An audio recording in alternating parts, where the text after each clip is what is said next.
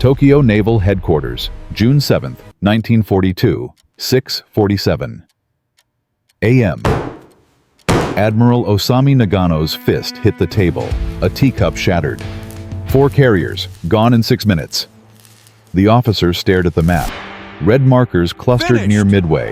Akagi, Kaga, Soryu, Hiryu. Underwater now. 3,000 men with them. Vice Admiral Onishi opened his mouth. We have nothing. Nagano cut him off.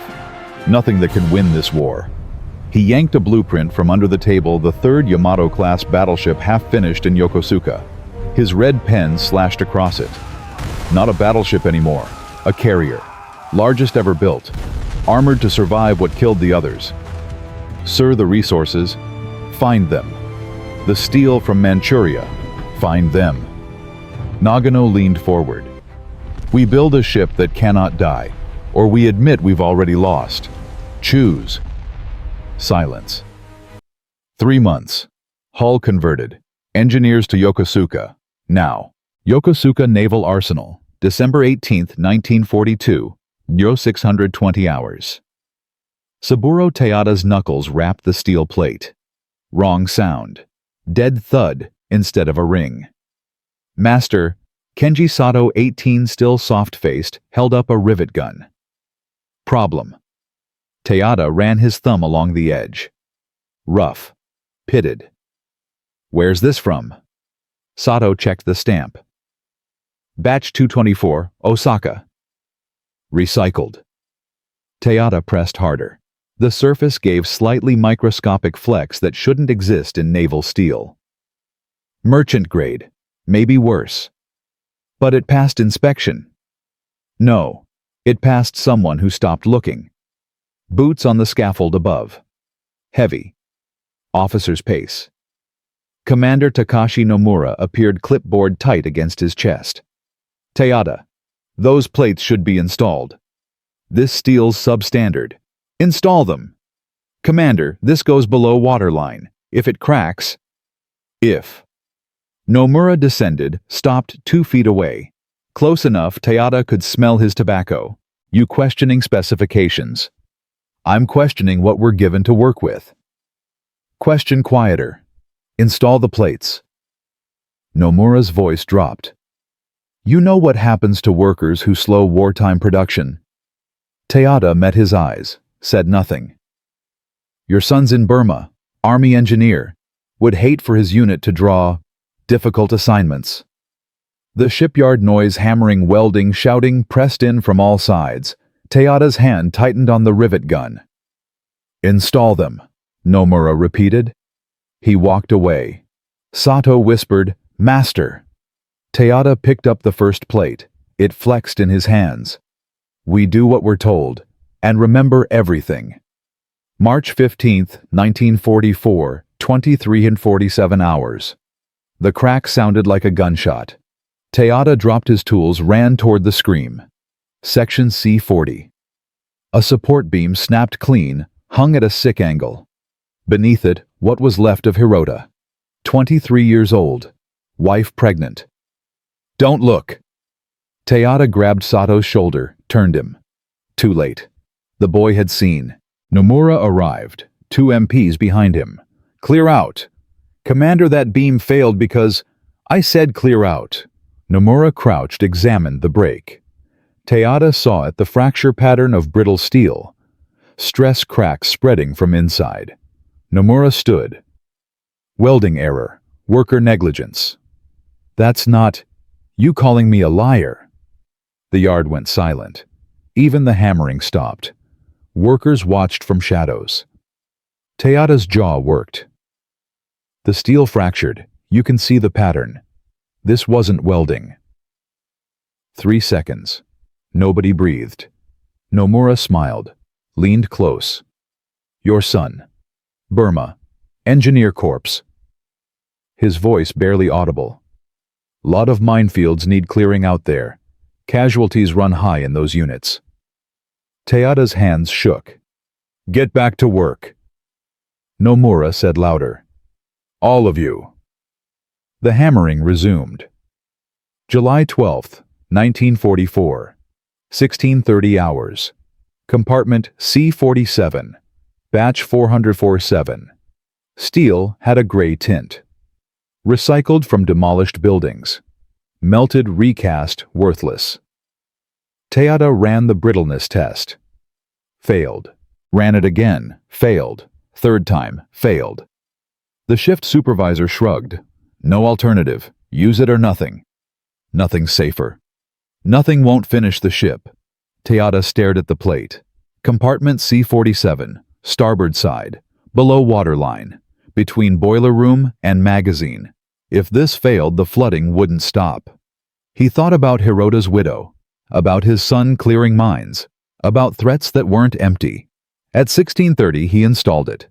Each rivet sounded wrong. Not the sharp ping of good steel. A muffled thud, like hammering clay. Sato heard it too. His hands kept stopping. The last rivet seated. Teata stepped back, pulled out his logbook. July 12, 1944. C-47 starboard. Batch 447. Test failed X3. No alternative. Installed under order. God forgive. That night, 0200, he wrote by candlelight. Hiroshi. If you read this, I'm dead. I built the Shinano with steel I knew would fail. I was ordered. I obeyed. Your life for theirs. I'm sorry. Father, he folded it with a steel sample into a wooden box, wrapped it in oilcloth, buried it under his apartment floor. Evidence. For whoever asks why. October 8th, 1944. 14:20 hours. Launch day. The Shinano's hull hit water. The crowd roared. Bands played. Priests chanted blessings over shortcuts and desperation. Teata stood at the back. Silent. Sato found him. Master, we did it, largest carrier in the world. We built a lie. What? Look, really look. Teata pointed. Half those compartments aren't sealed. Damage control doesn't work. Ventilation can't handle fires. And the hull. He stopped. The hull is mistakes held together with rivets. The Admirals said, the Admirals are terrified, so they built something big enough to hide inside. Teata turned to leave. Come on, we're done. Where are we going? Home, to pray for the men sailing on our mistakes. November 16th, 1944. 0900 hours. Captain's inspection. Captain Toshio Abe stepped aboard. Battle of Guadalcanal veteran. 3 destroyer commands. Chosen for competence and obedience. Commander Yasuhiro Nakamura met him at the gangway. Captain, welcome. Abe walked past him. Started touring. 6 hours. He didn't speak, just looked. Touched things. Opened doors meant to be sealed, found them incomplete. Checked fire systems they didn't work. Tested watertight doors they leaked. 1500 hours, flight deck. Abe stared at the horizon. How much is finished? Nakamura hesitated. 65%. When do we sail? November 28th, sir. 12 days. Yes, sir. Long silence. Then, do the men know this ship will kill them? Nakamura's breath caught. Captain, I've commanded destroyers, small ships. Every rivet matters because there's no room for error. This, he gestured at the massive deck. This is the largest warship in the world. Half doesn't work. Do the men know? No, sir, they believe. Good. Let them. We'll need that belief. That night, Abe radioed combined fleet request delay. Critical systems incomplete. Ship not combat ready. 20 minutes later, denied. Depart Nav 28 as scheduled. Morale paramount. Proceed. Abe read it 3 times. Burned it. In his cabin, he opened his journal. They gave me the world's largest warship and 12 days to make it float. Not fight. Float. For photographs, newsreels, propaganda. But I'm not a propagandist. I'm a captain. I know the difference between a weapon and a symbol. So will the Americans. November 28, 1944, 05:45 hours. The Shinano's engines rumbled awake. On Yokosuka Pier, Teyata watched.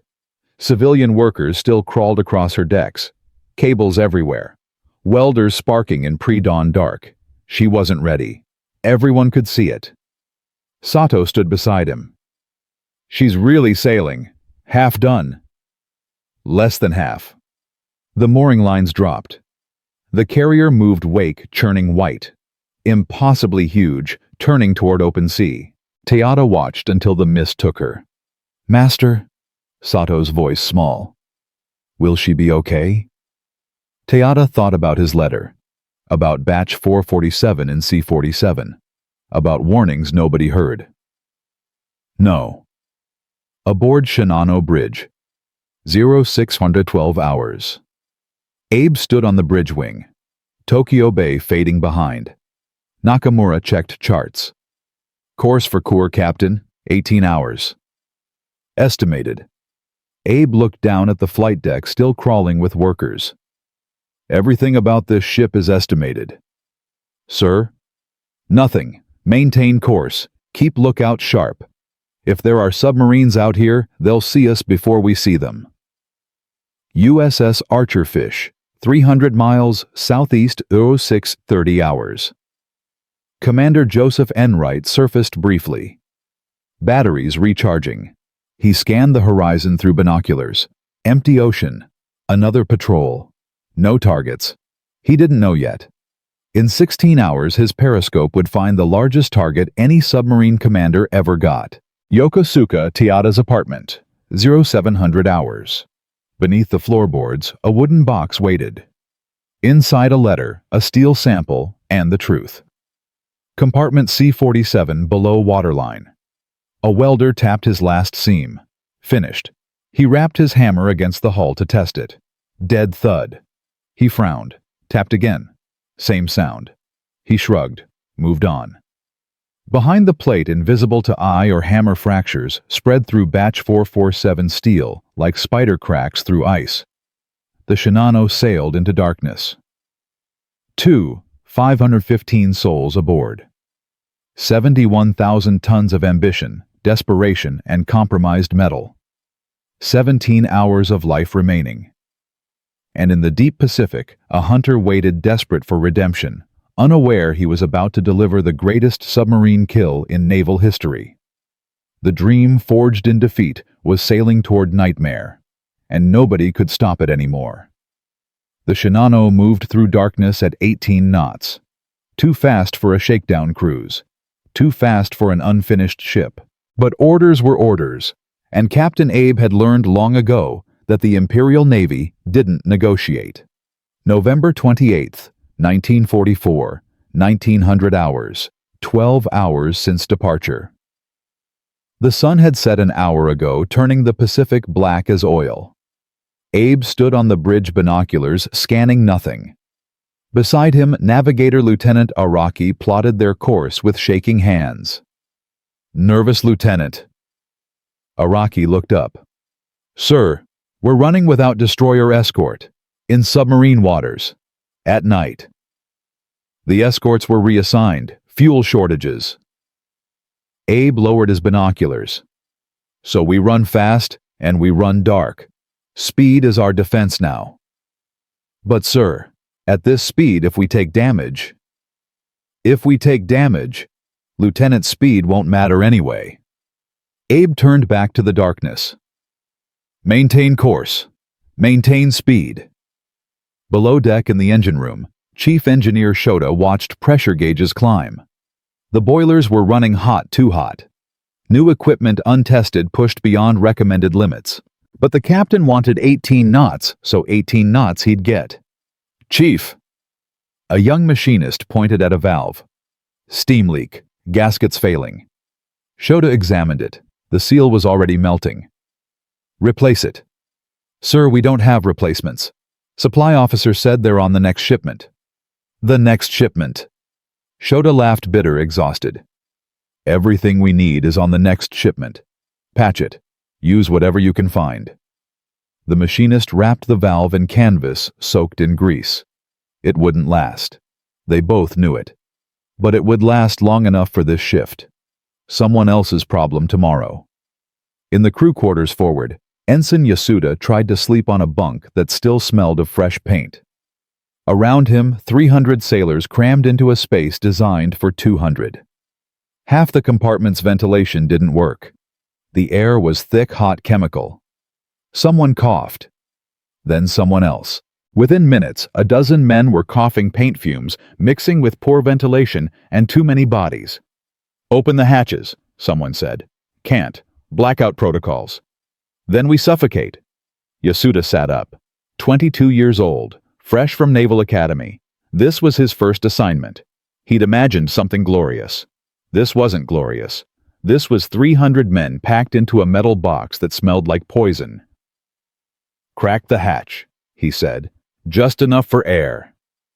"Sir Blackout, do you want to report mass casualties from fume inhalation?"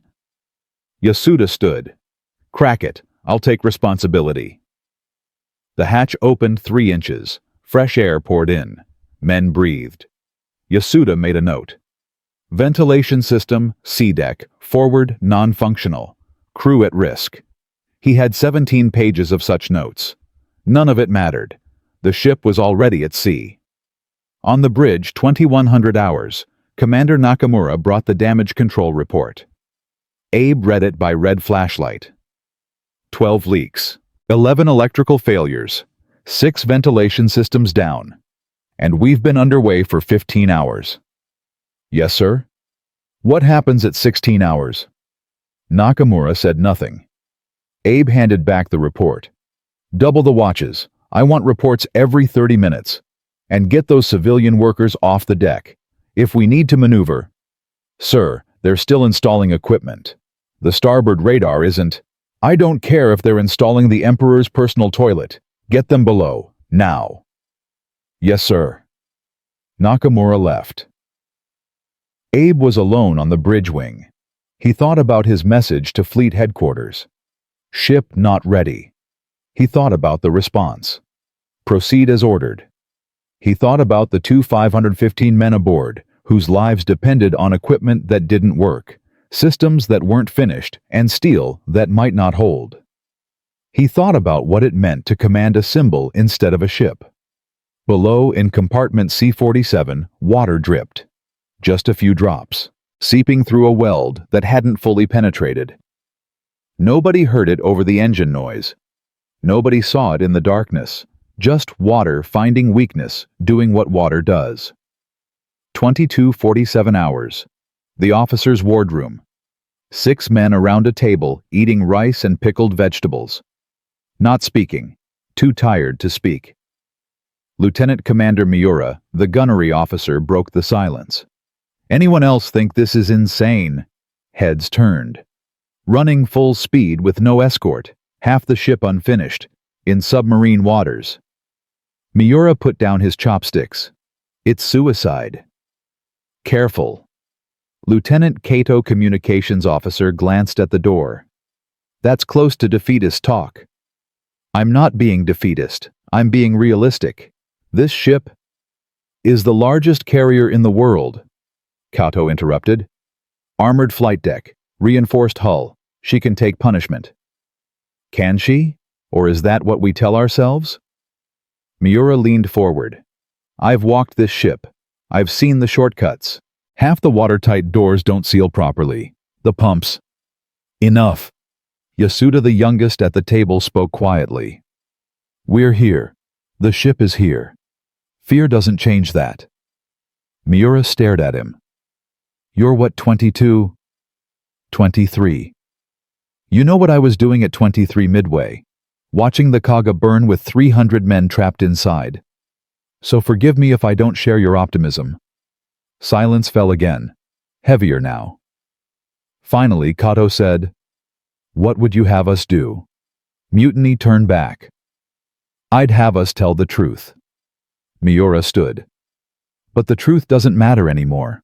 Only symbols matter, and we're the men sailing inside a symbol." He left. The others sat quietly. Someone eventually picked up his chopsticks. Someone else asked for tea.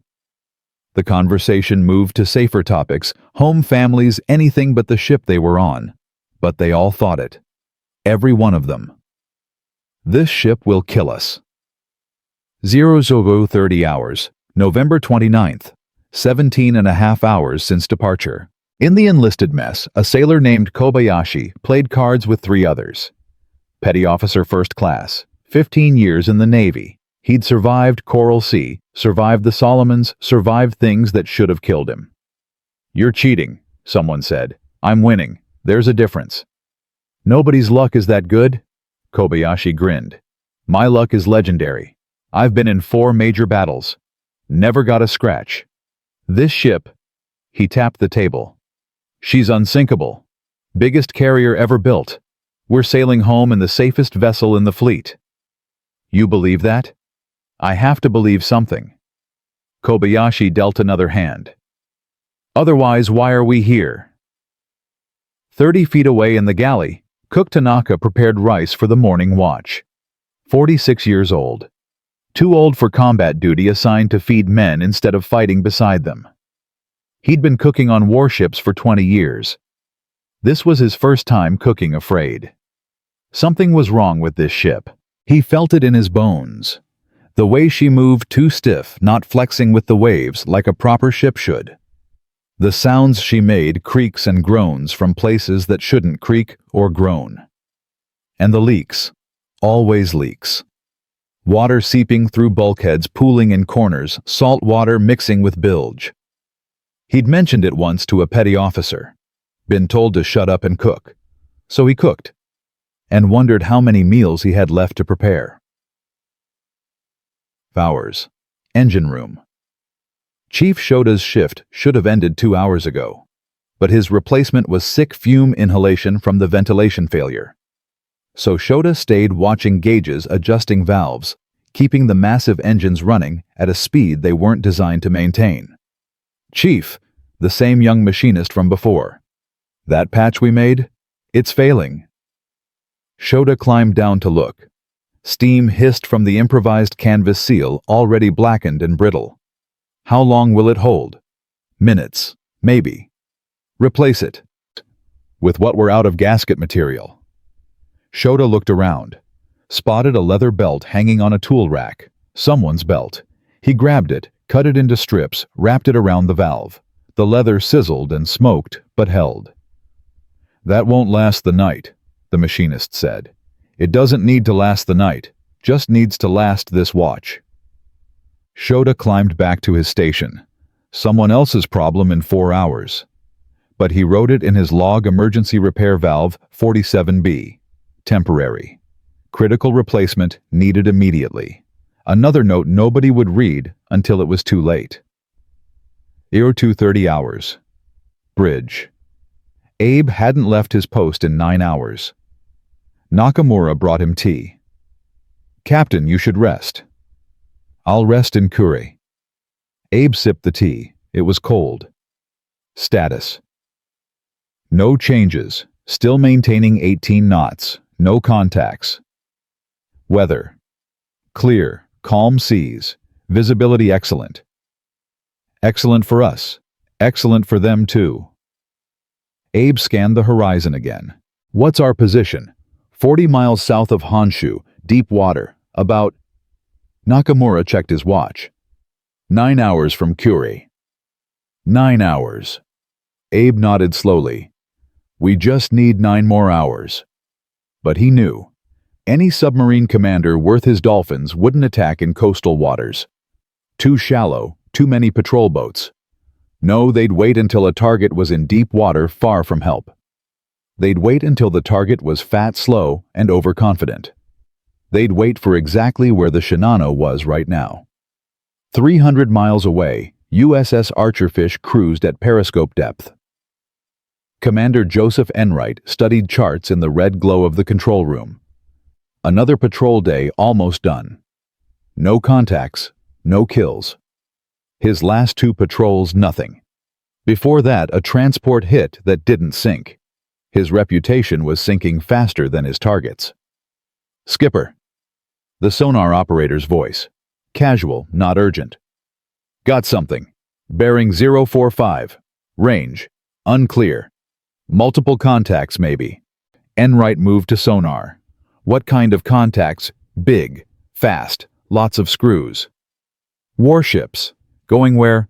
South. Toward Kure probably. Enright checked the chart. A convoy heading to Kure meant capital ships. Maybe cruisers. Maybe something bigger. Battle stations. Silent running. Make your depth 80 feet. Come to course 045. The archer fish tilted downward, descending into darkness. Hunting. At 03117 hours, Enright raised the periscope for 5 seconds. What he saw made his breath stop. A carrier. Massive. Silhouetted against the moon. Flight deck longer than 3 football fields.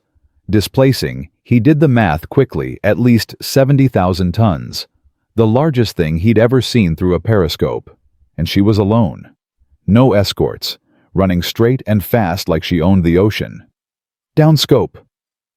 Enright stepped back, mind racing. This was impossible. Carriers didn't travel alone.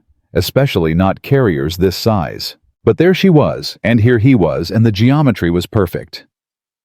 Firing solution. 6 bow tubes. Spread pattern. Target bearing 045 range. He calculated. 4,000 yards. Speed 18 knots. His exec Lieutenant Barnes whispered, "Skipper, if that's what I think it is. It's exactly what you think it is." Enright watched the targeting data feed into the firing computer. Set depth 12 feet. We hit her below the waterline. Multiple strikes.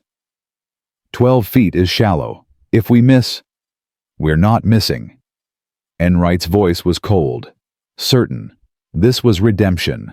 This was everything he'd failed to do in 2 years of war, compressed into the next 60 seconds.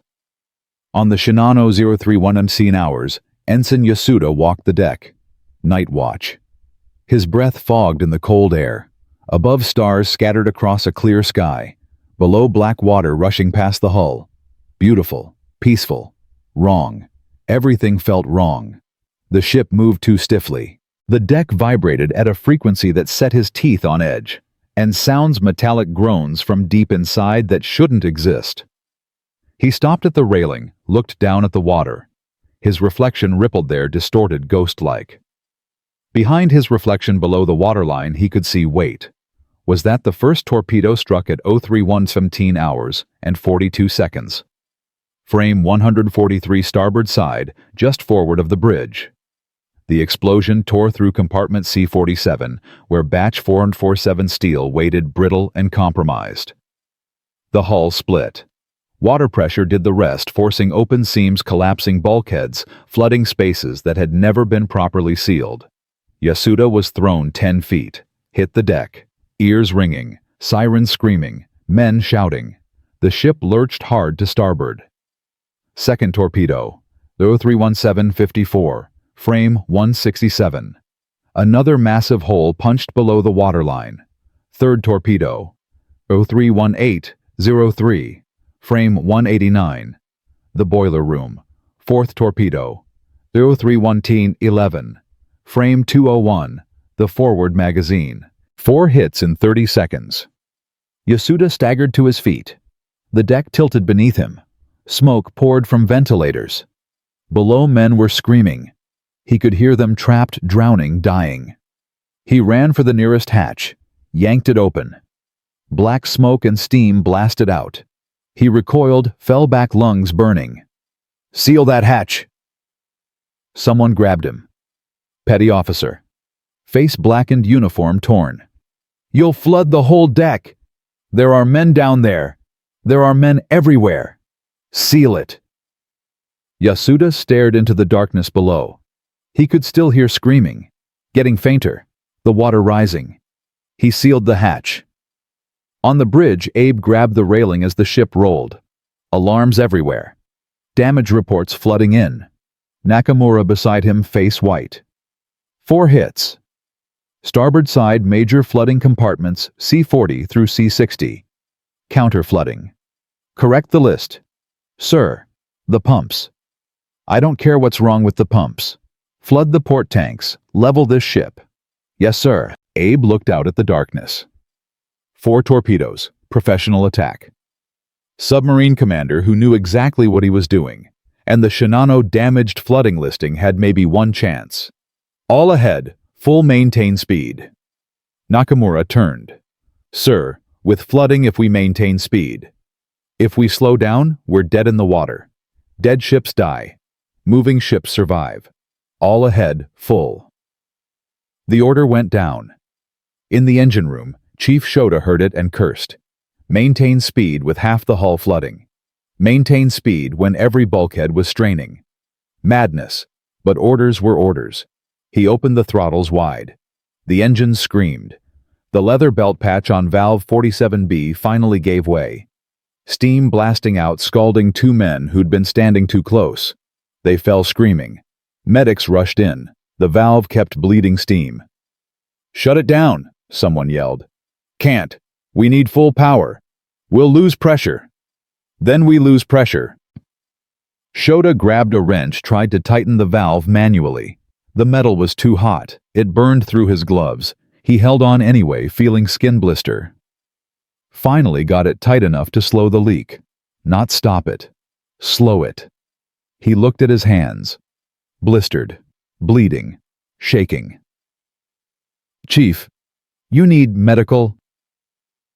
"I need this engine running." Shota turned back to the gauges.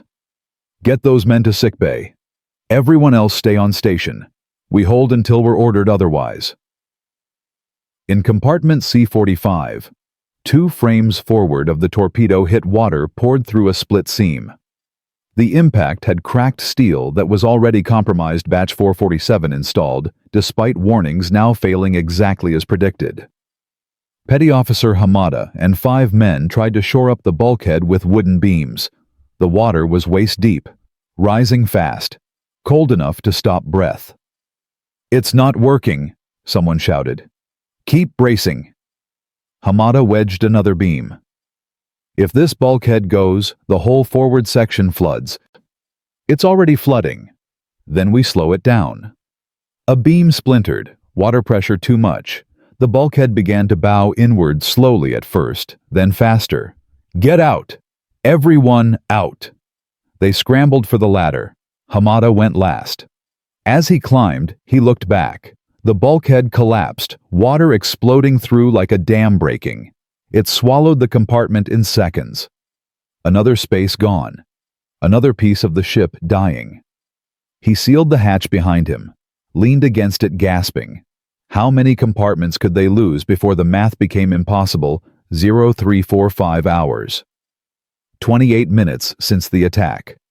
The Shinano listed 18 degrees to starboard. Speed had dropped to 12 knots.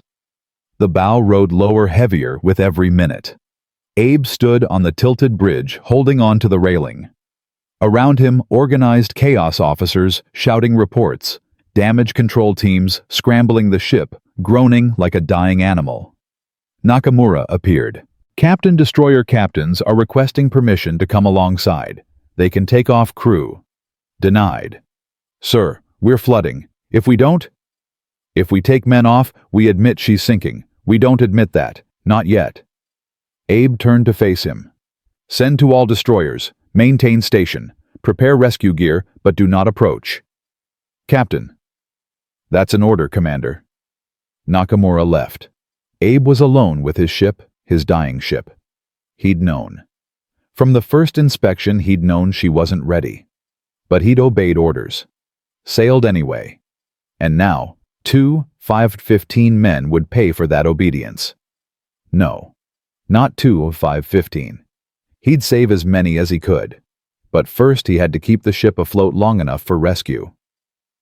"How long until dawn?" he asked the navigator. 3 hours, sir." 3 hours. If they could last 3 hours, help would come. Air cover. More destroyers. Maybe even salvage ships to tow her to shallow water. 3 hours felt like 3 years. Below in the flooded compartments, men died alone in darkness. Some drowned quickly. Others trapped in air pockets died slowly, listening to water rise, screaming for help that never came. Their voices echoed through the hull, ghostly, desperate, fading. Ensign Yasuda couldn't stop hearing them. He'd sealed that hatch, sealed men inside to save men outside. The math was sound, the decision correct. But those screams. He sat on the tilted deck, hands shaking, and wept. A sailor approached. "Sir, you okay?" "I sealed them in." Yasuda looked up. "I heard them screaming and I sealed the hatch anyway." "You saved this section. You did the right thing." "Did I?" Yasuda stood. "Or did I just choose which men die?" The sailor had no answer. In the galley, cook Tanaka prepared rice balls. The galley tilted 18 degrees. Water sloshed across the floor. The ship was dying. But men still needed to eat. So he cooked. His hands worked automatically, shaping rice, adding, filling, wrapping seaweed. He'd made 10,000 rice balls in 20 years. These would be his last. He knew it. Everyone knew it. But he cooked anyway, because that's what you did. You kept doing your job until the job didn't matter anymore. Kobayashi, the sailor who'd bragged about his luck hours earlier, appeared in the galley doorway. Soaking wet, face pale. "Still cooking?" His voice hollow. "Someone has to." Tanaka handed him a rice ball. "Here, eat." Kobayashi stared at it, started laughing. Bitter, broken laughter. "I told them my luck was legendary. Told them this ship was unsinkable." He looked at Tanaka. "I'm a liar. Just a liar trying to believe his own lies. We're all liars tonight." Tanaka made another rice ball. "Eat. You'll need strength for whatever comes next." Kobayashi ate. Tasted nothing. Swallowed anyway. 05:20 hours. 2 hours since the attack. The list had increased to 25 degrees. Speed 6 knots. The bow was underwater now, the stern rising. On the bridge, Abe listened to reports he didn't want to hear. Forward magazines flooded. Boiler room 3 offline. Port engine dead. Pumps overwhelmed. Electrical failures cascading. We've lost... Stop! Abe held up a hand. "Commander Nakamura. Truth. How long do we have?" Nakamura hesitated. Then, "Hours, maybe 2, maybe less. And if we beach her, no land within range. Even if there was, we're too damaged, too slow." Abe nodded slowly. He'd known. But hearing it aloud made it real. "Prepare to abandon ship." "Sir." "You heard me. Quietly. Don't announce it yet. But prepare lifeboats, life rafts. Get the wounded topside. When I give the word, I want organized evacuation. No panic." "Yes, sir." Nakamura left. Abe stood alone on the bridge, the captain of the largest carrier in the world, watching his command die beneath him. He thought about his journal. His final entry would be simple. "I was given a symbol to command." But symbols don't float. Only ships do. And this was never really a ship. But even in darkness, even with death hours away, men aboard the Shinano still fought. Not because they believed they'd win, but because surrender wasn't something they'd learned. In engine rooms, engineers kept pumps running on nothing but will. In damage control stations, sailors braced bulkheads with their bodies. In flooded compartments, men formed human chains to pass wounded toward hatches. And somewhere deep inside the dying ship, Batch 447 steel continued to fail, cracks, spreading seams, opening water, finding every weakness that shortcuts and desperation had built into her hull. The Shinano had 17 hours left to live. 17 hours since she'd sailed from Yokosuka, proud and massive and doomed. But in those hours, 2 to 515 men would learn something admirals never taught. That courage doesn't prevent drowning. It only changes how you face the water rising around you. Dawn was coming. So was the end. And between them lay the longest night any of them would ever know. At 06:15 hours, as the eastern horizon began to pale from black to gray, Captain Abe gave the order he'd been avoiding for 3 hours. Abandon ship. The words felt like glass in his throat. Nakamura stood beside him waiting. The commander's uniform was soaked saltwater sweat oil, his face blank with exhaustion. All hands topside. Wounded first. Organized evacuation. No running. No panic. Abe paused. And Commander send to Combined Fleet Shinano sinking. Request immediate assistance. Position. He checked the chart one last time. 33 degrees north, 137 degrees east. Nakamura's hand shook as he wrote the coordinates. Sir, what about... I'll be the last one off. Standard procedure. Captain, you can't. I can and I will. Abe met his eyes. This ship dies because I sailed her unready. I don't leave until every man who can leave has left. That's not negotiable. Nakamura saluted. Left. His footsteps echoed on the tilted deck. Abe looked out at the gray dawn breaking over black water. Somewhere out there, an American submarine was diving deep, running silent, celebrating the biggest kill of the war. They didn't know yet. Wouldn't know for days, maybe weeks. But they'd gotten her. 4 torpedoes, 4 hits, and the unsinkable dream was sinking. He pulled out his journal. Last entry. His hand cramped from exhaustion, but he wrote clearly. 0615, Novi 29. Ordered abandon ship. List 30 degrees. Bow submerged. Perhaps 90 minutes remain. I commanded men to sail in a ship I knew would fail. They trusted me. I failed them, but I will not fail them in death. I stay until the end. Not for honor. I have no honor left. But because someone must witness what we built with lies. Someone must remember. T. Abe. He closed the journal, left it on the chart table. Whoever found it would know. Below deck, organized chaos became simple chaos. The announcement abandoned ship hit like a second torpedo strike. Men who'd been holding on fighting, believing suddenly understood it was over. The largest carrier in the world was dying, and they had maybe an hour to get off. Ensign Yasuda moved through the tilted corridors, helping wounded men climb ladders that now angled like cliffs. Each step harder than the last. The ship groaned around them, metal screaming bulkheads collapsing somewhere deep below water, rushing through spaces that should have held. Keep moving. He pushed a sailor forward. The man's leg was broken, makeshift splint already failing. Just get topside. Destroyers will pick us up. Will they? The sailor looked at him. Will there be enough boats? Yasuda didn't answer. Couldn't answer. He didn't know if there'd be enough boats. The Shinano carried lifeboats for maybe half her crew. The rest would need rafts debris luck. At the next junction he found a watertight door sealed. Behind it sounds, pounding, voices, screaming. He grabbed the wheel, spun it, locked. Someone had sealed it from his side. Who sealed this? He shouted. A petty officer appeared.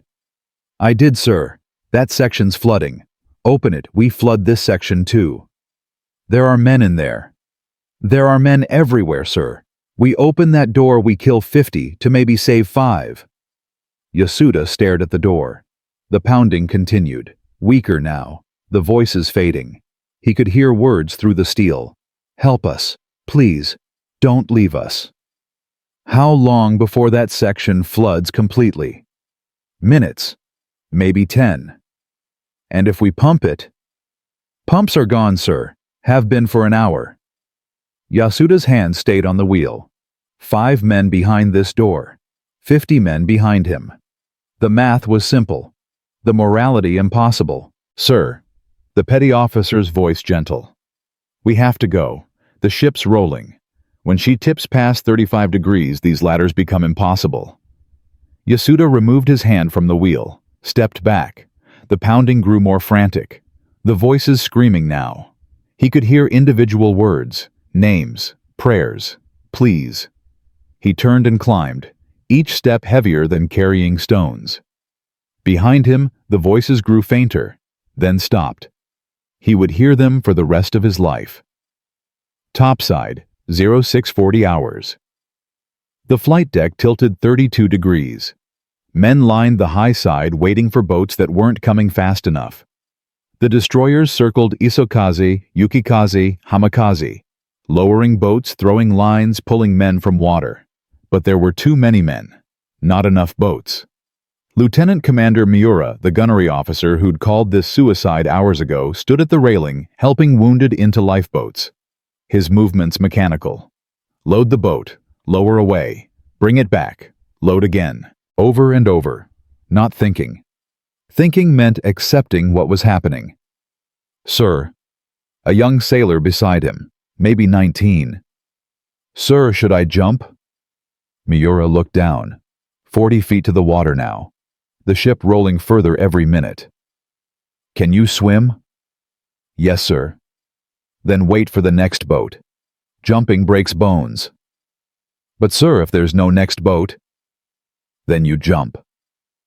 Miura grabbed another wounded man, helped him over the railing into waiting hands below. But not yet, not while boats are running. The sailor nodded, waited, shaking. Not from cold, from understanding that his life now depended on timing, luck, and mathematics he couldn't control. In the radio room, Lieutenant Kato sent the same message for the 15th time.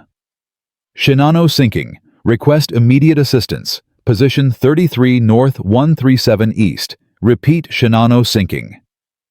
No response from combined fleet. Radio silence, either they weren't receiving or weren't acknowledging. Maybe both. Maybe Tokyo didn't want to admit their symbol was dying. Better to let her sink in silence than broadcast failure across the Pacific. Sir? The radio operator looked up.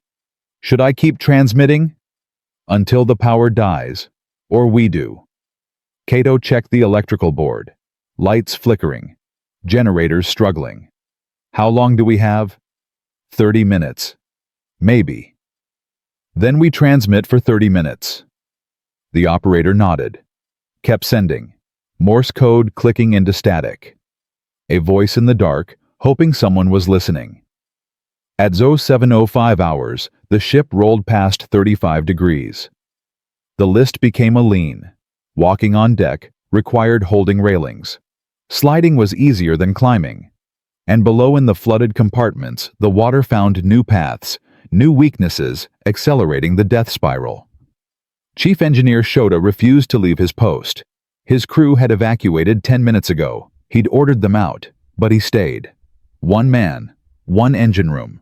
Keeping the generators running so lights would work, so pumps might work, so maybe impossibly the ship might live.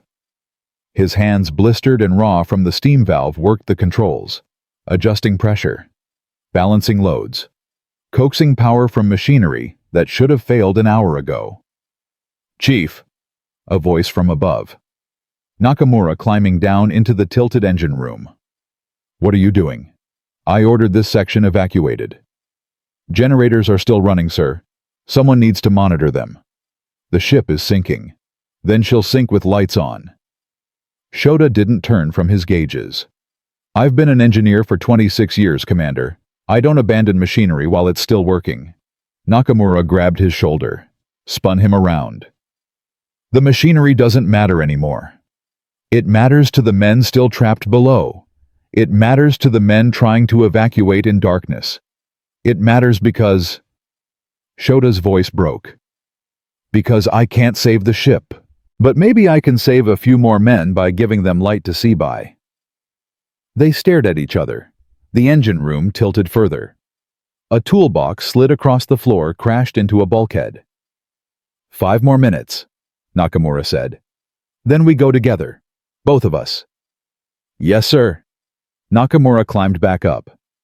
Shota returned to his gauges. 5 minutes. He'd give 5 minutes. Then he'd leave his engines to die alone. On the flight deck, Cook Tanaka handed out the last rice balls he'd ever make. Men took them with shaking hands. Some ate. Some just held them, something solid, something real, something from before the world tilted and broke. Thank you. A sailor bowed. For cooking, for staying. Where else would I go? Tanaka smiled, tired, sad. This is my kitchen. These are my men. I feed you until there's nothing left to feed. The sailor started crying. Not from fear, from the simple kindness of a rice ball in the middle of death. Kobayashi the sailor who'd bragged about his luck sat nearby. Silent now. His legendary luck had run out exactly when it mattered most. He held a life vest, but hadn't put it on. Just held it, staring at nothing. You should wear that, Tanaka said. Why? Kobayashi looked up. So I can float longer before I freeze the water's 4 degrees. I'll last maybe 20 minutes. Then you last 20 minutes. Maybe a boat finds you in 19. You believe that? I believe trying is better than not trying. Tanaka handed him a rice ball. Eat, then put on the vest, then survive. That's the order. Kobayashi took the rice ball. Started laughing again, that same bitter sound from hours ago. A cook giving me orders, on a sinking ship, while handing me food. He bit into the rice. This is the most insane day of my life. Mine too. Tanaka sat beside him. But we're still here. That counts for something. At 07:45 hours, Captain Abe left the bridge for the last time. The ship had maybe 30 minutes left. Most of the crew was off in boats in the water on destroyers. Maybe 1,500 saved. Maybe. That meant 1,000 still aboard. Wounded. Trapped, or refusing to leave. He walked the tilted deck, checking compartments. Found 3 men in the officer's wardroom trying to save the ship's log, the operational records, anything that might tell the story of what happened. Leave it, Abe said. Sir, these documents. Don't matter, get to the boats. But sir, the record. I'm the record. Abe's voice hard. I'm the captain. I know what happened. And I'm not leaving. So these papers either sink with me, or you abandon them now. Choose. They chose, dropped the papers, climbed out. Abe picked up the logbook, flipped through pages of normal operations routine reports, nothing that explained why 2 5-15 men had sailed on an unfinished ship into submarine waters. The truth wasn't in paperwork. The truth was in the men drowning below. He dropped the log, kept walking. Found Ensign Yasuda at the stern rail, staring at the water. Ensign. Yasuda turned, his face hollow, eyes dead. Sir, why aren't you in a boat? I sealed them in. The words flat, empty. 3 times. 3 different compartments. I heard them screaming, and I sealed the doors anyway, to save others. That's what they teach us, right? Sacrifice the few for the many. That's what they teach. Then why does it feel like murder? Abe moved beside him. Both men staring at black water churning past the dying hull. Because it is murder and survival, both at once. War doesn't let us choose clean options, Ensign. Only terrible ones and worse ones. Which did I choose? The terrible one. Which makes you better than most. Abe turned to face him. Now get in a boat. That's an order.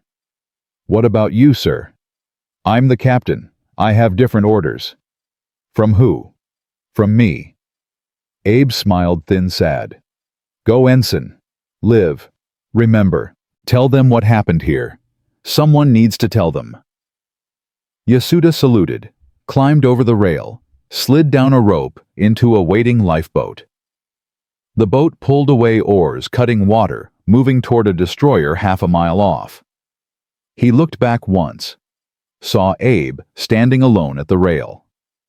The captain raised one hand, not a wave, an acknowledgement, then turned and walked back into the dying ship. At 08:20 hours, the Shinano rolled past 45 degrees. Walking became crawling. Crawling became clinging. The destroyers pulled back, too dangerous to approach a capsizing ship. The boats stopped running. Men still aboard had 3 choices: jump weight or go down with the ship. Most jumped. The water was 4 degrees Celsius. cold enough to stop your heart in minutes. Men hit the surface and gasped in voluntary reflex. Salt water filled lungs. Some drowned immediately. Others thrashed, screamed, tried to swim toward distant destroyers. Some made it. Most didn't. Petty Officer Hamada, who'd braced bulkheads with wooden beams hours ago, floated on a piece of decking. Around him, men died. He could hear them calling for help, calling for mothers, calling for anything. He wanted to help, but helping meant leaving his debris swimming to them, and he knew he wouldn't make it back. So he floated, and listened, and hated himself. A sailor nearby, maybe 20 feet away, went under, came back up, went under again, didn't come back. Hamada closed his eyes, counted. 47. 47 men he'd seen die since jumping. He kept counting because stopping meant accepting this was real. On the Isokazi destroyer, crews threw lines to swimmers, pulled men aboard, wrapped them in blankets that didn't stop the shaking. Medics moved through rows of survivors, checking pulses, doing what they could with almost nothing. Commander Nakamura sat against a bulkhead blanket around his shoulders, staring at nothing. Beside him, Chief Shoda, hands wrapped in bandages, stared at the same nothing. "We left him," Nakamura said. "He ordered us off. We still left him." Shoda said nothing. What was there to say? They'd followed orders, abandoned their captain, survived.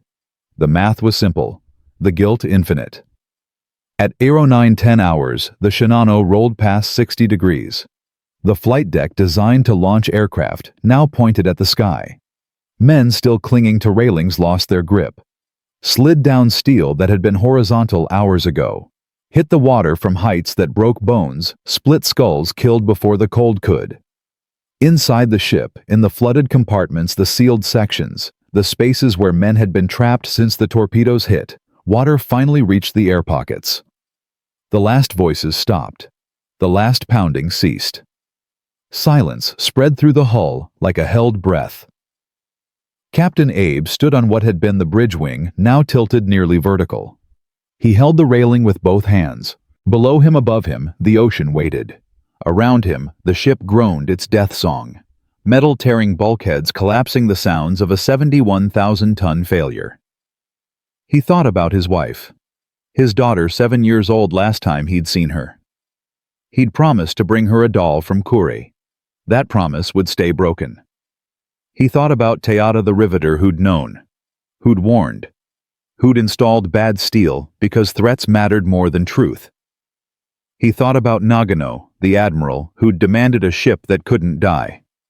Who'd gotten exactly what he'd ordered, a symbol. Just a symbol. Nothing more. The ship tilted further.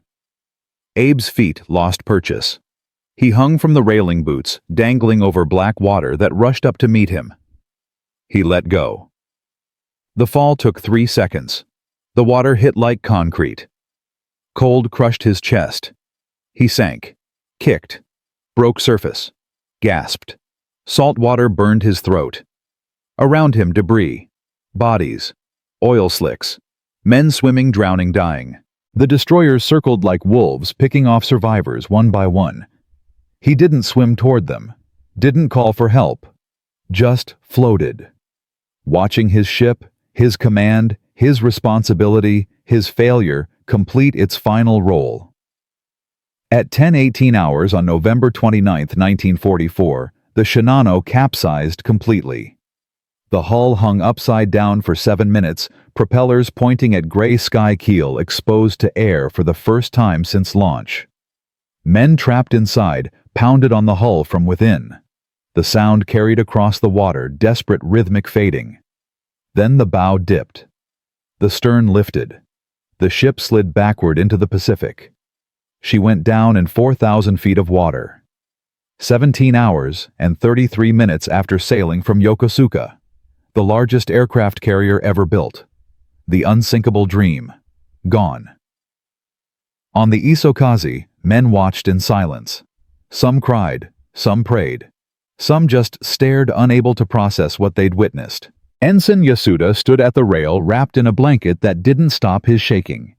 Beside him, Lieutenant Commander Miura. Neither spoke. What words fit this? How many? Yasuda finally asked. Got off. Miura's voice hollow. Maybe 1,400. In the water now. Fewer. And the rest? Gone. Drowned. Trapped. Dead. Miura turned away. All dead. The destroyers circled for 3 more hours, pulling men from water that killed faster than war. By 1,300 hours, the rescues stopped. No more survivors. Only bodies now floating face down in oil and debris. Final count. 080 rescued. 435 dead. The largest naval disaster in Japanese history. And Tokyo's order came swift silence. Tell no one. Report nothing. The Shinano never existed. But silence doesn't stop truth. It only delays it. And somewhere in the dark Pacific 4,000 feet down, the Shinano settled into mud. Her hull split open. Her compartments flooded. And in compartment C-47, batch 447, steel brittle, compromised, installed despite every warning, lay exposed to the deep, evidence waiting for someone to ask the right questions. On the destroyer's deck, Captain Abe sat wrapped in blankets staring at water that had swallowed his command. A medic tried to examine him. He waved them off. Nakamura approached, sat beside him. Neither spoke for long minutes. Finally Abe said, I knew. Sir. From the first inspection, I knew she wasn't ready. Knew the steel was bad. Knew the systems didn't work. Knew we were sailing to die. He looked at Nakamura. And I sailed anyway. Because orders are orders and duty is duty, and the Navy needed a symbol more than it needed men. You tried to delay. I tried. Then I obeyed. That's the problem, Commander. I knew I tried, and then I obeyed. 1,435 men drowned because I chose obedience over mutiny. Mutiny would have meant execution. Yes, my execution. For my refusal. Instead, 1,400 men executed for my compliance. Abe stood. Blanket fell. Which was the braver choice, Commander? Which was the right one? Nakamura had no answer. Neither did anyone. The question would haunt them all. In the water, Cook Tanaka floated on debris. Still alive. Barely. Destroyers had passed him twice too far to reach too many others closer. His rice balls were gone. His strength was gone. But he floated. Because stopping meant sinking. Beside him, 10 feet away, Kobayashi. Also floating. Also fading. Hey, Tanaka called. Voice weak. Cook, you still breathing? Unfortunately. Your legendary luck. Turns out legends die too. Kobayashi laughed. No sound came out. But I'm still here. That counts for something, right? That's what you said. Still being here counts. It does. Then why does it feel like drowning? Tanaka had no answer. The cold was taking him. His fingers numb. His thoughts fuzzing. He looked up at gray sky and thought about his kitchen, his men, his last batch of rice balls. Good rice balls. He'd done his job until the end. That counted. It had to count. The Hamikaze found them at 14:45 hours, pulled them aboard, wrapped them in blankets. Tanaka survived. Kobayashi survived. 2 men among 1,000 who didn't. Why them? Why not others? No reason, just luck. The cruel mathematics of disaster. Some live, most die. Reason plays no part. By 1600 hours, the rescue operation ended. The destroyers formed up, turned toward Japan, leaving behind an oil-slick debris field and silence where the world's largest carrier had been. In the radio room of the Isokaze, the final transmission went to Combined Fleet Shinano lost, 1,435 casualties, 1,080 rescued, returning to base. The response came in minutes. Report received. Maintain radio silence regarding vessel name. Refer to incident as transport loss in all communications. Details classified highest level. Even in death, the Shinano would be a lie. Built with lies, sailed with lies, sunk in silence. and now erased from history by order. But men remember what orders forget. Survivors remember. The dead silent forever remember through those who lived. And somewhere in a wooden box, buried under floorboards in Yokosuka, evidence waited. Truth once drowned always surfaces. Just takes time, sometimes years, sometimes decades. But it surfaces. The Shinano took 17 hours to sink. The truth would take 70 years to rise. But rise it would. The destroyers reached Kure Naval Base at 0340 hours on November 30th. Darkness still held. The survivors, wrapped in blankets, hollow-eyed shaking, were ordered to disembark in silence. No crowds, no reporters, no acknowledgement that anything had happened. Commander Nakamura stood on the dock watching his men file past. 1,000 faces, each one carrying the weight of 1,400 who weren't there. He wanted to say something, anything, but a naval intelligence officer appeared at his elbow. "Commander, you're to report to Admiral Nagano immediately. Now, my men need... now." Nakamura followed. Behind him, survivors were separated into groups and loaded onto trucks. Destination unknown. No one asked questions. Questions were dangerous now. Admiral Nagano waited in a room without windows. 3 other officers present, none introduced. Nakamura saluted. Nagano didn't return it. "Sit." Nakamura sat. Nagano slid a document across the table. "Read it. Sign it." Nakamura picked it up. His hands still shook from the cold water from the dying from everything. The document was brief. "I, Commander Yasuhiro Nakamura, hereby attest that on November 28-29, 1944, I served aboard transport vessel X-447, which suffered catastrophic damage from unknown causes and was lost at sea. I understand that all details of this incident are classified at the highest level, and that disclosure of any information constitutes treason punishable by death. I will not discuss this incident with family colleagues or any person not directly authorized. I acknowledge that the vessel in question never existed in official records." Nakamura read it twice, then looked up. "Transport vessel X-447. That's correct." "Admiral, the Shinano was..." "There is no Shinano." Nagano's voice flat, final. "There never was. You served on a transport. It sank. Unknown causes. 1,400 men died in an unfortunate accident. That's the story. That's the only story. But sir, the families will be told their sons died serving the Empire. Location classified. Details classified. Everything classified." Nagano leaned forward. "Do you understand what I'm telling you? Commander, the Shinano never existed. We did not build the world's largest carrier, only to lose her in 17 hours to a single submarine. That story cannot exist. So it doesn't." Nakamura stared at the paper, at the lie typed cleanly on official letterhead. "And if I refuse to sign, then you'll be charged with possessing classified information without authorization. Court-martial. Execution. Your family dishonored." Nagano pushed a pen across the table. "Or you sign. You live. You keep silent. You serve Japan by forgetting. Forgetting 1,400 men. Forgetting everything." The room was silent except for the scratch of pen on paper as Nakamura signed. His signature looked like someone else's. Shaky. Defeated. The signature of a man who'd chosen survival over truth.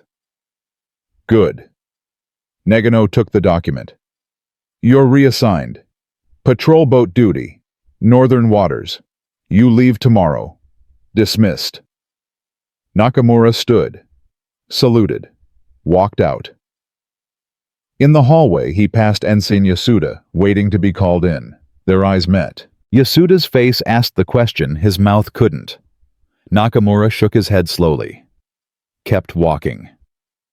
Inside the room, Yasuda sat where Nakamura had sat. Read the same document. Felt the same weight. "I was there," he said quietly. I sealed compartments. Heard men screaming.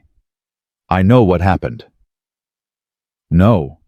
Nagano's voice tired now. Old. You know what you think happened. But memories are unreliable, Ensign, especially traumatic memories. You were in shock, exhausted. You can't trust what you think you saw. I saw the Shinano sink. You saw a transport sink. X-447. Say it. Yasuda's jaw clenched. I saw.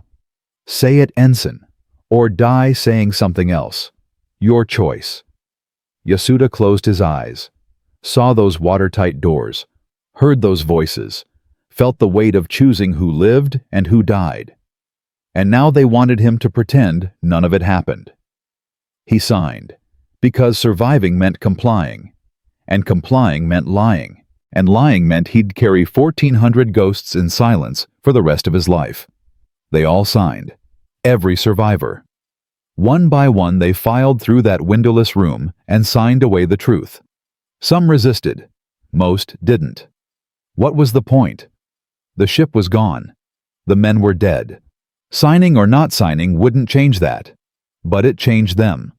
By December 5, 1944, the survivors had been scattered across the Pacific, reassigned to distant posts, separated so they couldn't talk, couldn't compare stories, couldn't build a collective memory that might challenge the official silence. Nakamura went north to the Kurili's frozen hell, where patrol boats hunted nothing in waters too cold for war. Yasuda went south to the Philippines jungle combat, where the average life expectancy was 3 weeks. Miura went to a training command in Hokkaido, teaching new pilots tactics that wouldn't save them. They never saw each other again. The families of the dead received letters, standardized, impersonal. Your son died honorably serving the Empire. Location classified. Details classified. His sacrifice will never be forgotten, but his name would be. Because how do you remember someone who officially never died? How do you mourn a ghost? In Yokosuka Saburo Teata read the newspaper report. Small article. Bottom of page 7. Transport vessel lost in accident. Casualties reported. Names withheld pending notification. He knew. Didn't need confirmation. He'd built that ship. Knew exactly how she'd fail. And now she had. He pulled up the floorboards in his apartment, retrieved the wooden box, opened it. The letter to his son. The steel sample from batch 447. Evidence of everything they were trying to bury. His hands shook as he held the letter. Should he send it? Should he tell the truth? Should he become the voice that wouldn't be silenced? His son was still in Burma, still in the army, still vulnerable to threats. Teata put the letter back, sealed the box, buried it again. But he carved something new into the wall behind his workbench where no one would see Shinano. November 29, 1944. 435 men. Never forget. 3 words in steel. His own silent memorial. The war ended 9 months later. Japan surrendered. American forces occupied. And in the chaos of defeat, the silence around the Shinano deepened. War crimes trials focused on atrocities, prison camps, civilian massacres, medical experiments. A carrier that sank because of bad construction. Not a war crime, just an embarrassment. So it stayed buried. Years passed, then decades. Survivors aged, some died. Others drank themselves into forgetting. A few tried to speak, mentioned the Shinano in bars to family, to anyone who'd listen. No one listened. Or if they did, they didn't believe. The largest carrier in the world sunk in 17 hours, impossible. Must be war trauma. Confused memories. The mind playing tricks. Commander Nakamura, now just. Nakamura, discharged after the war, worked in a factory making bicycle parts. Every night he drank. Sake first, then anything. Drinking didn't erase the memories, but it blurred them enough to survive. His wife asked once, "What happened to you in the war?" "Nothing. I was lucky." "You don't act lucky." "I'm alive. That's lucky enough." She never asked again. But she watched him deteriorate year by year, drink by drink, carrying weight he wouldn't share. Ensign Yasuda, now Yasuda, no rank, no navy, became a schoolteacher. Taught history to children too young to remember war. He never mentioned his service. Never told them about the Shinano. Never spoke about sealing doors while men screamed behind them. But sometimes late at night, grading papers, he'd stop, pen hovering over a student's essay about courage and sacrifice. And he'd wonder, was what he did courage or cowardice dressed in duty? He never found an answer. In 1952, American naval historians published patrol reports from USS Archerfish. Commander Enright's log detailed the attack. 4 torpedoes. Large carrier. Sunk in 17 hours. Estimated displacement, 70,000 tons.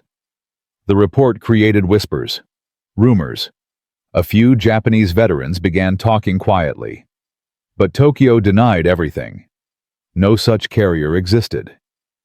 American propaganda, confusion, mistaken identity. The silence held. In 1960, Saburo Teada lay dying. Cancer probably from years of welding fumes, metal dust, industrial poison. His son Hiroshi returned from Tokyo to sit beside him. "Father, is there anything you need to tell me?" Teada's hand squeezed his son's, weak, trembling. "Under the floorboards, box. Open it after I'm gone." "What's in it?" "Truth." Teada closed his eyes. "Someone has to know. Someone has to remember." He died 3 days later. Hiroshi opened the box, found the letter, read it, didn't understand half of it. Batch 447, compartment C47. What did it mean? He kept the box anyway. Put it in his closet. Forgot about it for 20 years. In 1978, American submarine veterans held a reunion. Commander Enright, now elderly, decorated, celebrated, gave a speech about his career. He mentioned the Shinano.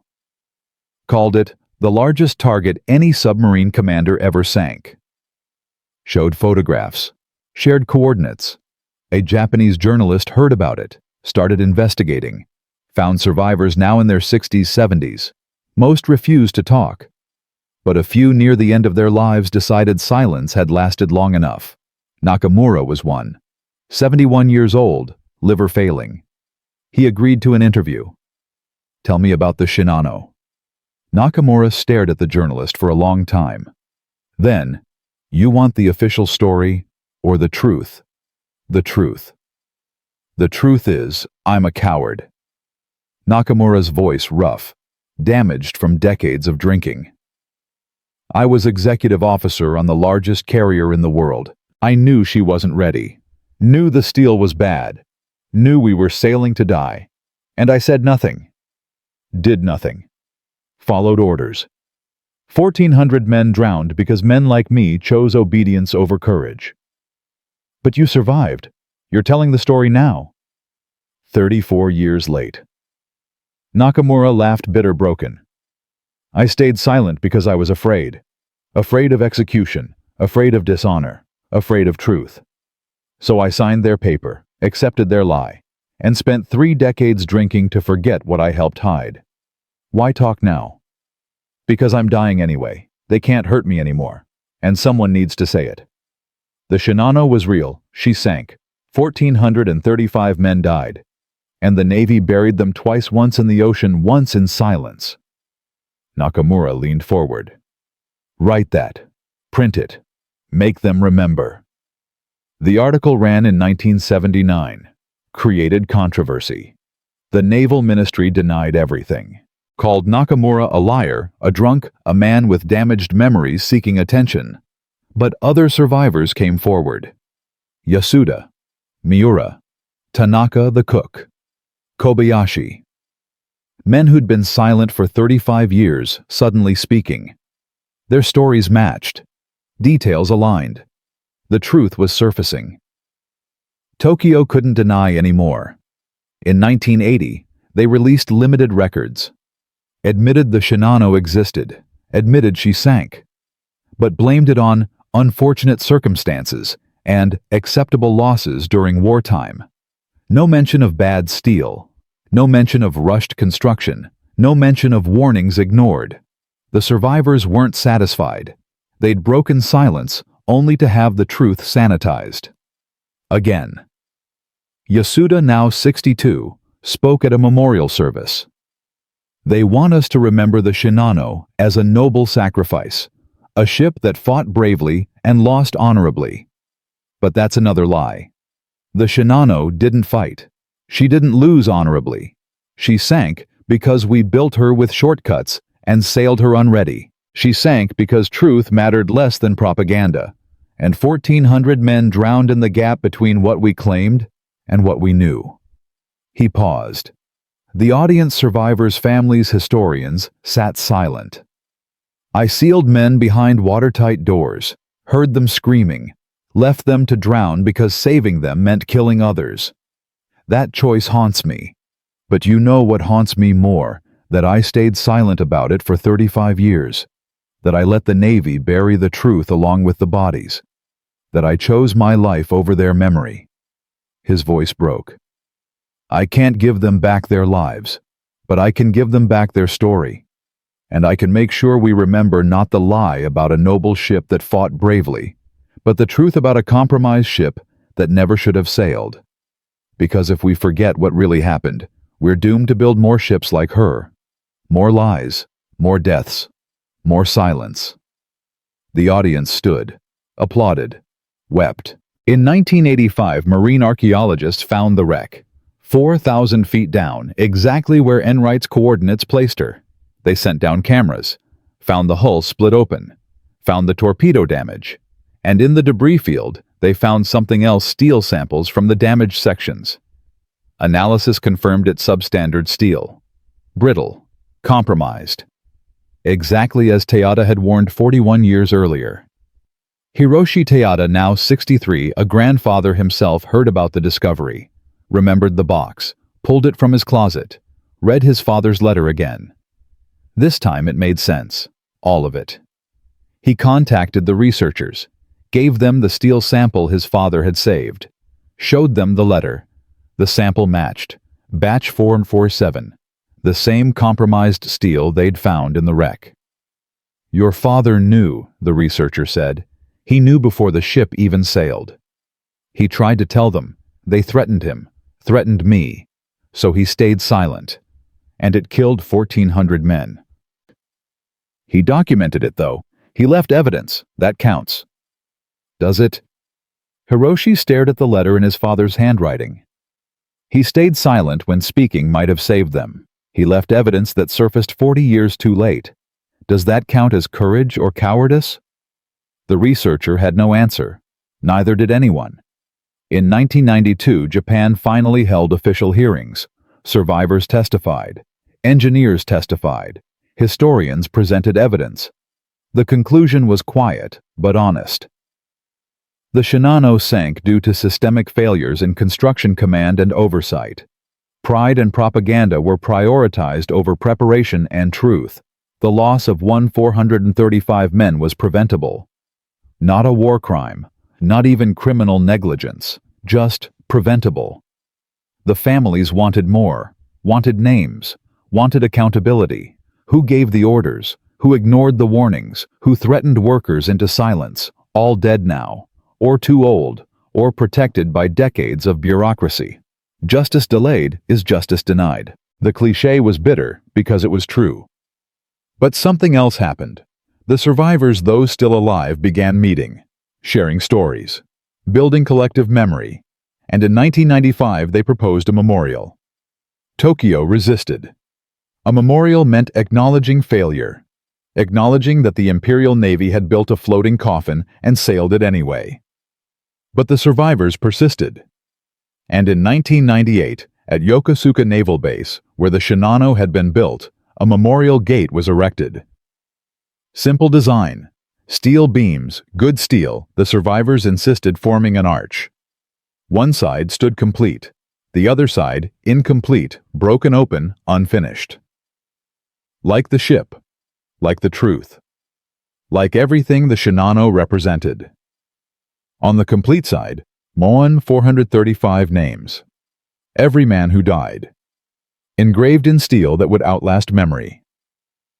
On the incomplete side, a plaque, the Shinano, November 28 to 29, 1944. Built with ambition. Sailed with haste. Sunk with silence. 1,435 men died not from torpedoes, but from truth deferred. We remember not to shame, but to prevent. We remember not to hate, but to learn. May this gate stand half open forever, a reminder that unfinished preparation leads to finished tragedy. At the dedication ceremony, Nakamura spoke. 87 years old, sober for the first time in decades, voice weak but clear. I spent 50 years trying to forget, trying to bury what happened in alcohol in silence. But you can't bury truth forever. It rises, always rises. Sometimes it takes decades. Sometimes it takes generations. But it rises. He touched the memorial gate. His fingers traced names, friends, men he'd commanded, men he'd failed. These men didn't die for Japan. They died because Japan lied to them, to us, to itself. We built a ship we knew would fail. We sailed knowing it wasn't ready. And when it sank, we buried the story along with the bodies. He turned to face the crowd. Survivors, families, school children. That's the real tragedy. Not that she sank, but that we tried to pretend she never existed.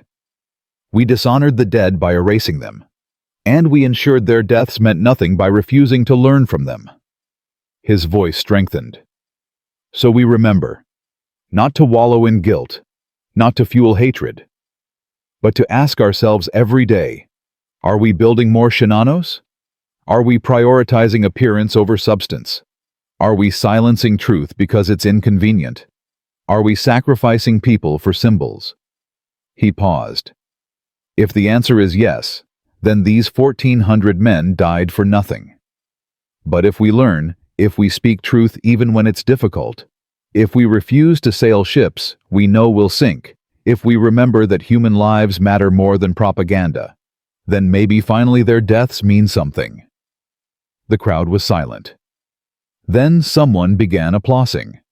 Others joined. Within seconds, everyone. Not celebration, recognition.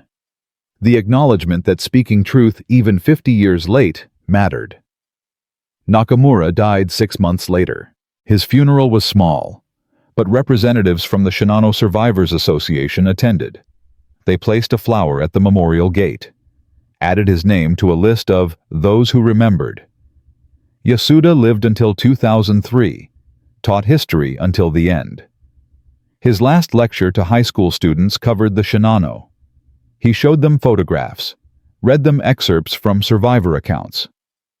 Then asked, if you were the captain given orders to sail an unfinished ship, what would you do?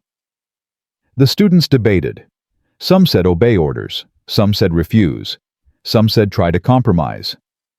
Yasuda listened, then said, there is no right answer, only terrible choices and worse choices. But the one unforgivable choice is the one I made silence. I knew the truth. I survived, and I stayed quiet for 35 years. Don't make my mistake. When you see something wrong, speak. Even if your voice shakes. Even if no one listens. Speak. Because silence protects nothing but cowards. He died 3 days later. Heart attack. The students attended his funeral. One of them gave a eulogy that ended, he taught us history. But more importantly, he taught us courage. The courage to speak truth, even when truth is painful. Today, the memorial gate at Yokosuka stands half open. Visitors come daily. School children on field trips, veterans, historians, families of the dead. They walk through the incomplete arch, read the names, touch the steel. Some leave flowers. Some leave notes.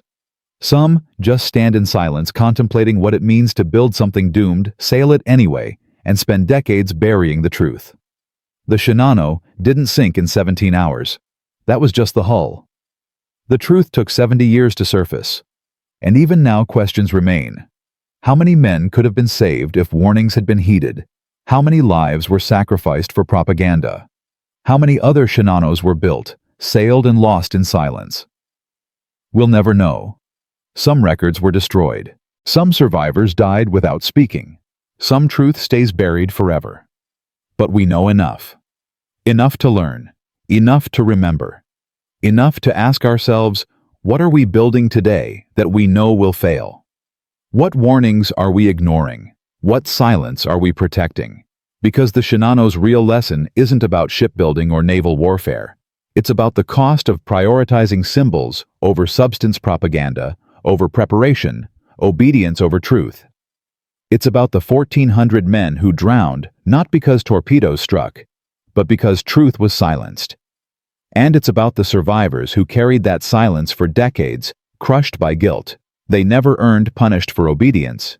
They couldn't refuse. The memorial gate stands half open, not as failure, but as invitation. Step through, remember, learn, and refuse to build more ships that sail to silence. They built her with lies. They sailed her with haste. They sank her with silence. But she is remembered with truth. And that truth, painful, delayed, incomplete, is the only memorial that matters. If you believe their names must be remembered, share this story. Write a name in the comments. Speak one truth today that you've been afraid to speak.